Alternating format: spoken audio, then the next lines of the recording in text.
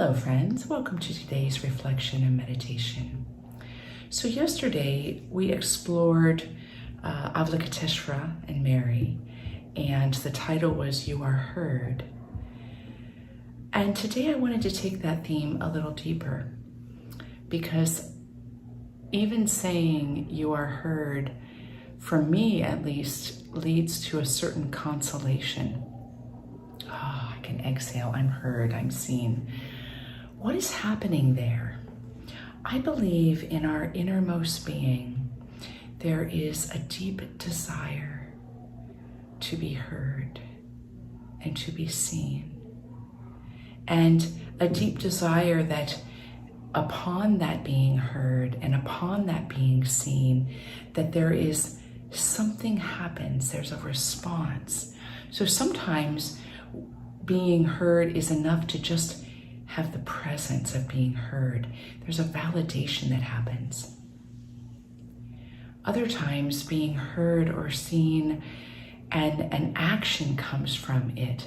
We are encouraged to step forward. We are affirmed. We are, in a way, stood up for. There are so many things that can happen as a result of being heard and being seen. And I believe that in a way that we're still discovering, that is part of our divinity. Let's take this in a very theological view. So if consciousness that is uncreated comes into form to experience itself, that experiencing itself is being heard and seen, right? Is being celebrated. So on a strictly divinity standpoint, at our very core, there's a desire, I believe, to be heard and seen in the best sense of that word. And part of the mystery of this is, if we look at it from a strictly emotional and psychological and personal development level, oftentimes we're healing trauma from moments of not being seen and not being heard. One of the healthiest mechanisms when it comes to our emotional needs is to be heard and seen. It validates us. It lets us know that we're legitimate, that our feelings matter. And then with that, we discover that we matter. Our self-worth grows. Our self-worth is established. We can come to a point when our self-worth just simply is, and it's not growing. So part of the fruit of awakening to the possibility or the reality that we are heard by the infinite, by an eternal essence, is that we come into a freedom of being because our existence is validated. Our existence is validated. And so when we look at engaging this process, we can have a very active agency in it. And that's what today is going to be about. We are going to enter into a process that lets us be part of the agency of being heard and being seen. And I'm going to draw upon a Buddhist acronym. It's not just Buddhist in the broadest sense of the word. There are schools of Buddhism. And I'm taking this from The Wise Heart by Jack Kornfield. Years ago, I used to lead retreats drawing largely upon this particular style of Buddhism and Vipassana meditation. And the acronym is RAIN, R-A-I-N. If you've ever done a retreat with me, or if you have been part of this community for a long time, you'll find that here and there I draw upon this acronym because it is really a tool that never exhausts itself. And this tool, RAIN, stands for a process that's fourfold for each letter, and is a way of growing in liberation and self-knowledge. It's recognition, acceptance, investigation, and non-identification. And what I'd like to do is start with just those first two. We're going to do a practice that's just those first two. And what's involved here is recognition is becoming aware of some part of ourselves. And the second part, acceptance, is 100% unconditionally accepting whatever that part of ourselves that we've become aware of is. Now, you'll note that investigation comes after it, and that's important because oftentimes in our Western culture, we go from recognition to investigation. That would be the judgmental way or the analytical way we might look at ourselves. An important ingredient is the unconditional acceptance, because if we're not coming from that place in relation to ourselves, we can hurt or slow the process of self-growth. We may think we got our number or we know ourselves, but we've shortchanged ourselves if we don't come from a place of unconditional acceptance. That's where the yesterday's reflection is foundational. If we are heard by an eternal source, and in these cases I was drawing upon Avalokiteshvara and Mary, if we are heard unconditionally, we are seen for what we are, which is much more than what we can possibly comprehend. So this acronym is a good one to draw upon. And in our practice then today, we're going to start with the breath, and then we're going to move from breath into becoming aware of any thought or feeling that is arising. Breath, then we're going to move to the thought or feeling that's arising. And it could be either one. And this isn't about working the process.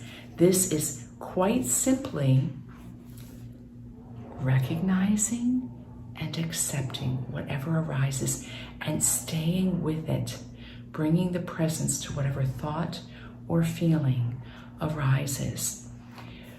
When we do this, we give the opportunity to be born again.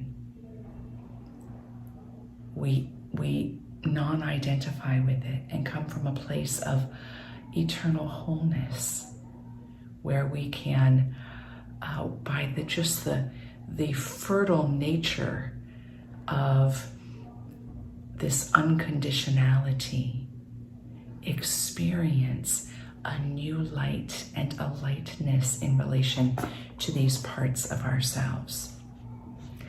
I wrote this poem that I'm going to share, a long time ago. I think it was within the first year that I had entered the monastery. But this gives a little bit of a sweet take on what we're going to practice. It draws upon the word Maranatha, which is come, come, Holy Spirit. Mary, bring me your sweetness. With your love, my soul caress. Safely hidden, no fruit forbidden.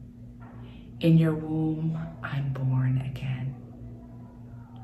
Spirit, darkness ever glowing, into my being deeply flowing.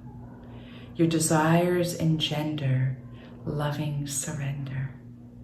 In your arms, I'm born again. Little heart swiftly beating, for me to come to sacred meeting.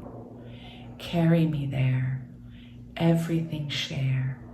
In you, I'm born again. Treasure found in unfinding, abasing much is surer binding.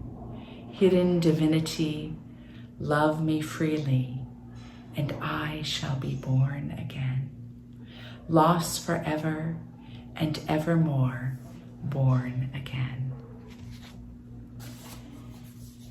If we examined the lines here, it could seem scary to drop in to that level of presence with ourselves. We could There's a whole range of fears, but one fear might be that we'll be taken over by it. For instance, if we have a trauma that has then a defensiveness that is anger or even rage, it could be scary to drop into presence that's unconditional, that's not trying to control it, and be present to that anger or rage. And yet here there is the deepest intimacy and tenderness. Here we can be. And then we experience the divinity of our being that is greater than anything that might be less than the eternal, timeless part of who and what we are. And the same is true for the places within ourselves that aren't trauma-bound. It could be scary to open up to the light that we are. What would happen if we let go of control to fit in and we experienced the magnitude of the light of what we are? Great intimacy and liberation. And we become free of the enculturation that keeps us in a false sense of security. So today, again, we're going to practice recognition and acceptance. And I'll be guiding. You just stay with it with whatever arises. So I invite you to close your eyes.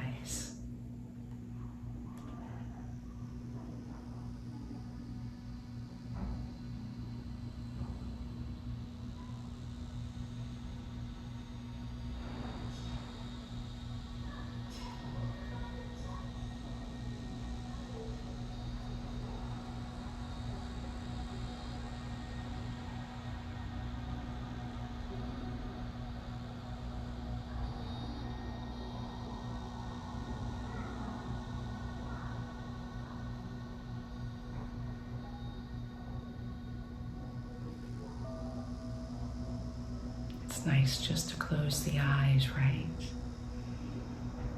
And consciously let yourself relax.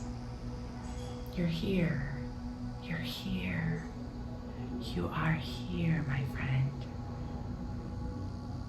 Relax into being here.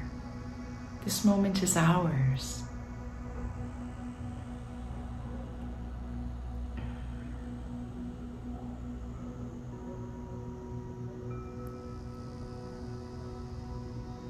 And now bring the focus to the breath.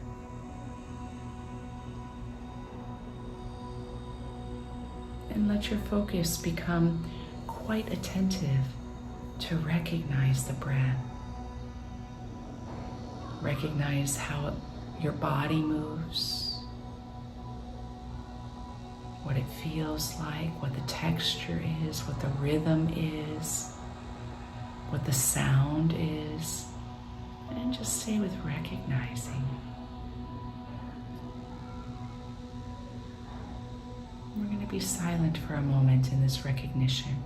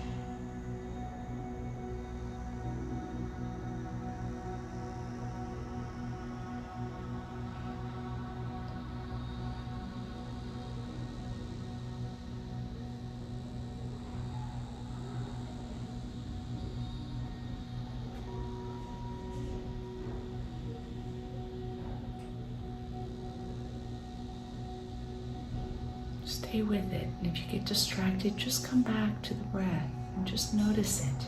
But notice it attentively, not passively. Be an active agent and drawing close to the breath.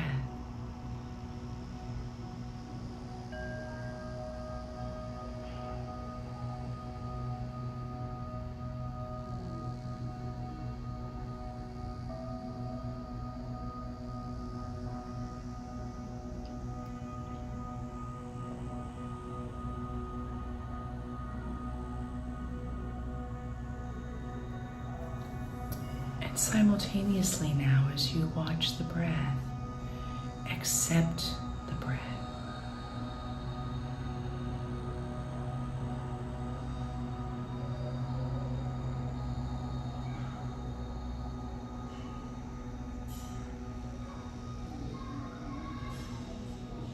Acceptance can be in the form of gratitude is a good one if you find it hard to know how to both recognize and accept.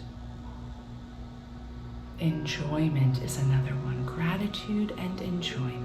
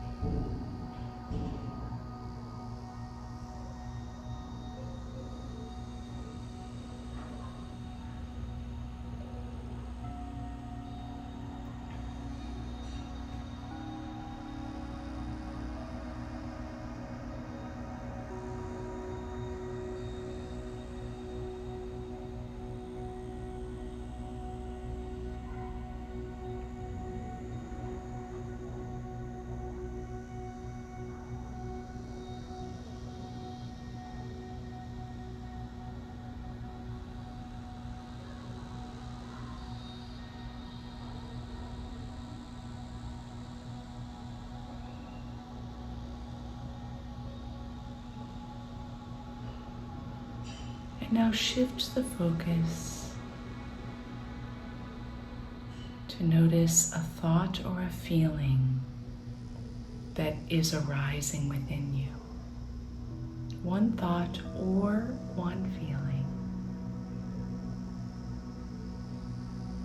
Just become aware of what is this thought?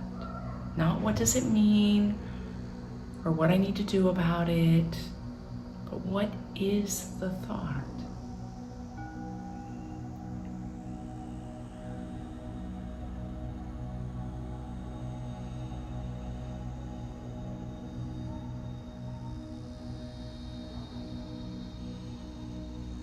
Whether the thought is pleasant or unpleasant, bring acceptance to it. There's no need to change it. The feeling is pleasant or unpleasant, comfortable or uncomfortable. No need to change it. Simply recognizing it attentively and accepting it, which could be gratitude or enjoyment. Maybe joy if it's unpleasant. And stay with it.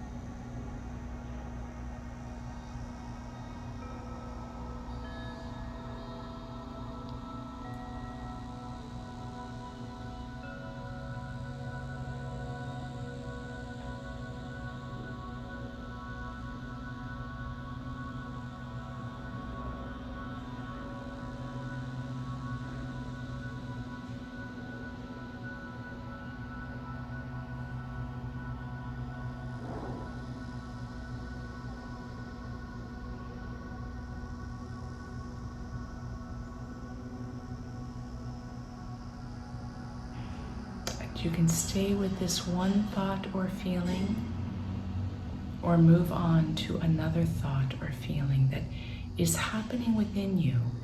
Don't try to think a thought, just notice what's arising.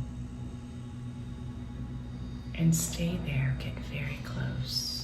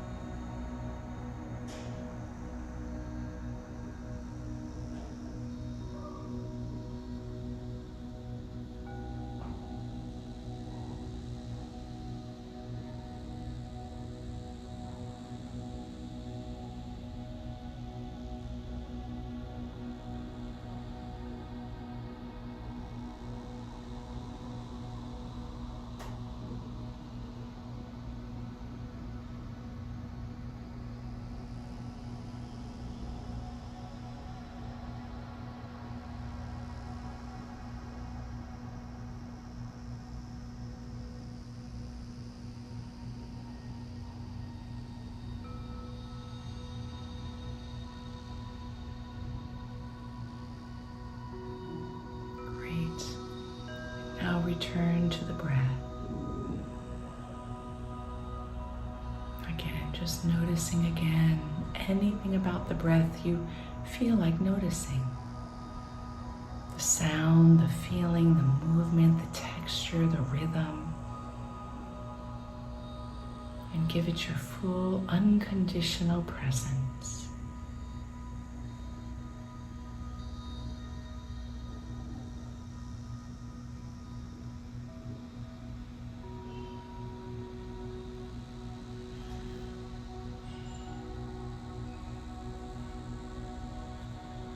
As we bring this short meditation practice to a close, keep your eyes closed and I'll read a second time the poem. Mary, bring me your sweetness. With your love my soul caress. Safely hidden, no fruit forbidden. In your womb I'm born again. Spirit, darkness ever glowing, into my being deeply flowing. Your desires engender, loving surrender. In your arms I'm born again. Little heart swiftly beating, for me to come to sacred meeting. Carry me there, everything share. In you I'm born again. Treasure found in unfinding, abasing much is surer binding. Hidden divinity, love me freely, and I shall be born again. Lost forever, and evermore born again.